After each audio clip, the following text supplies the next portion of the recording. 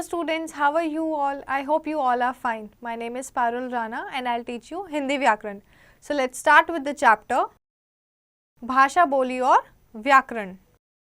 भाषा क्या है? भाषा मूलतः ध्वनि संकेतों की एक अवस्था है.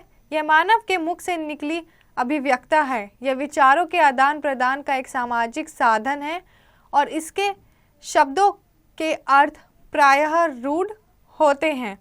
भाषा विचारों के आदान प्रदान का एक ऐसा समर्थ साधन है जिसके माध्यम से मनुष्य अपने विचारों को दूसरों के सामने प्रकट करता है और दूसरों के विचारों को समझता है. तो भाषा क्या है? भाषा पहले तो मूलतः ध्वनि संकेतों की एक अवस्था है और भाषा के माध्यम से हम अपनी बातों को दूसरों तक पहुंचाते हैं और दूसरों की बातों को समझते हैं. मतलब विचारों के आदान प्रदान का एक जरिया है.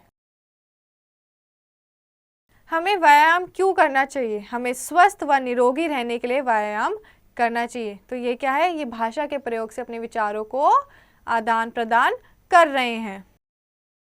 दूसरों के भावों को हम सुनकर या पढ़कर समझते हैं तथा बोलकर व लिखकर हम अपने विचारों को दूसरों के समक्ष प्रस्तुत करते हैं.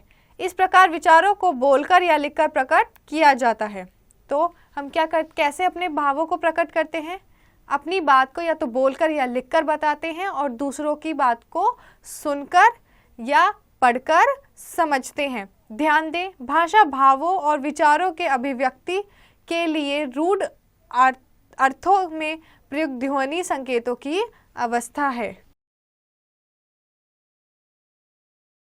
प्रत्येक प्रदेश की अपनी एक भाषा होती है. हमारी राजभाषा हिंदी है. विश्व में अनेक भाषाएं बोली जाती हैं जैसे हिंदी, संस्कृत, अंग्रेजी, गुजराती, बांग्ला, पंजाबी, उर्दू, तेलुगु, मलयालम, कन्नड़, फ्रेंच, जर्मन, चीनी इत्यादि.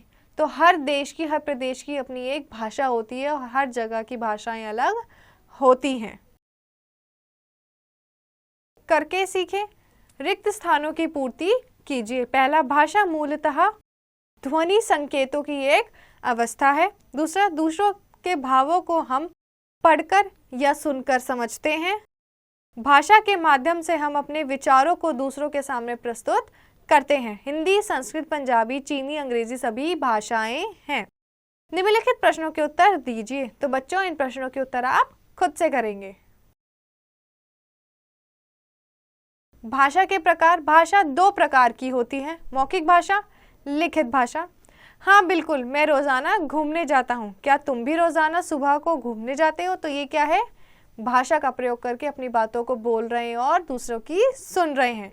तो भाषा कितने प्रकार की हुई? दो, मौखिक और लिखित. मौखिक भाषा, आमने सामने बैठे व्यक्ति परस्पर बातें करते हैं या जब कोई फेरी वाला गली मोहल्ले में आवाज़ लगाकर अपना सामान बेचता है तो यह भाषा का मौखिक रूप कहलाता है. तो भाषा का मौखिक रूप क्या होता है? जब हम अपनी बात को बोलकर बताते हैं और दूसरों की सुनते हैं. ध्यान दें, मुंह से बोली गई भाषा को मौखिक भाषा कहते हैं.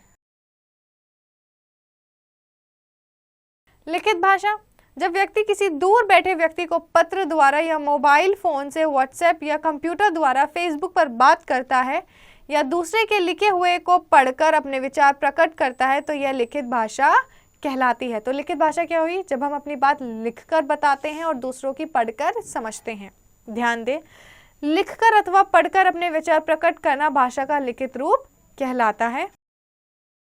नित्यम, ये तुम्हारा प्रगति पत्र है और तुम विज्ञान में फेल हो. मुझे माफ करना मम्मी, मैं विज्ञान में कमजोर हूँ. तो इसमें माता ने पत्र को पढ़कर और बच्चे को बोलकर अपने विचार प्रकट किए. करके सीखें. निम्नलिखित प्रश्नों के उत्तर दीजिए. पहला, आप अपने घर में कौन सी भाषा का प्रयोग करते हैं, लिखित या मौखिक? मोबाइल फोन पर संदेश भेजना भाषा का कौन सा रूप है, लिखित? टेलीविजन पर समाचार देखना व पढ़ना भाषा का कौन सा रूप है, लिखित या मौखिक? दोनों.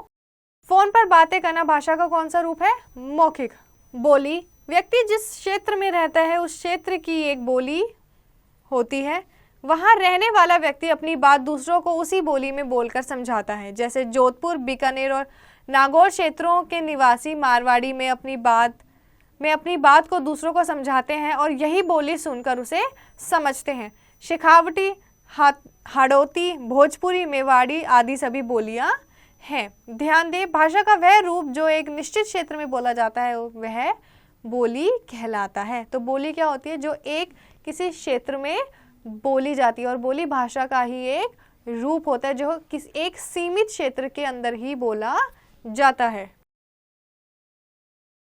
व्याकरण, मनुष्य अपने विचारों को लिखकर व बोलकर प्रकट कर सकता है और करता रहा है, लेकिन इससे भाषा का कोई निश्चित व शुद्ध रूप स्थिर नहीं हो सकता।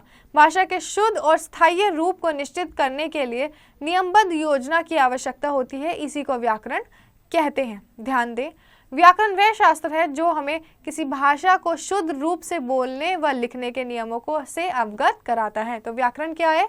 जो हमें भाषा का शुद्ध रूप सिखाता है, बोलना और लिखना।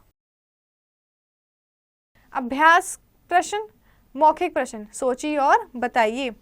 पहला, पत्र लिखना भाषा का कौन सा रूप है? लिखित। दूसरा, फेसबुक पर बात करना भाषा का कौन सा रूप है? लिखित। बहुविकल्पीय प्रश्न का सही विकल्प पर टिक लगाइए। पहला, भाषा विचारों के आदान प्रदान का एक सामाजिक साधन है। दूसरा, दूसरों के विचारों को हम पढ़कर समझते हैं। तीसरा, जोधपुर और बीकानेर के व्यक्ति मारवाड़ी बोली में अपनी बात दूसरों को समझाते व दूसरों की बात को समझते हैं। चौथा, हाड़ौती, शेखावटी, भोजपुरी आदि बोलियां हैं। पांचवा, व्याकरण वह शास्त्र है जो हमें किसी भी भाषा को शुद्ध रूप से बोलने व लिखने के नियमों से अवगत कराता है। प्रश्न नंबर ख, सही कथन पर टिक व गलत पर क्रॉस लगाइए। पहला, भाषा के बिना हमारा काम चल सकता है। गलत। दूसरा, विश्व के सभी देशों में एक ही भाषा बोली जाती है। गलत। तीसरा, भारत की राजभाषा हिंदी है। सही। चौथा, अपने विचारों को बोलकर प्रकट करना व सुनकर समझना भाषा का मौखिक रूप है। सही। पांचवा, पंजाबी एक बोली का रूप है। गलत।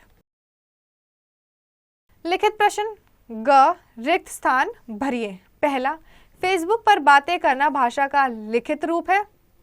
दूसरा, विश्व के सभी देशों में अनेक भाषाएं बोली जाती हैं। तीसरा, भोजपुरी एक बोली का नाम है।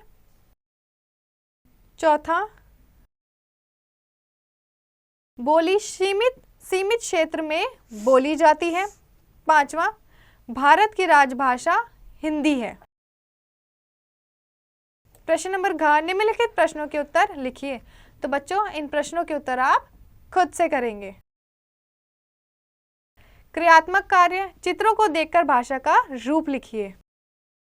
पहला है लिखित रूप, दूसरा मौखिक रूप। तो बच्चों, हमने पूरा पाठ अच्छे से पढ़ लिया है। आई होप आपको सब कुछ अच्छे से समझ आ गया होगा। तो आप इस पाठ और इसके प्रश्नों की प्रैक्टिस घर पे करते रहिएगा।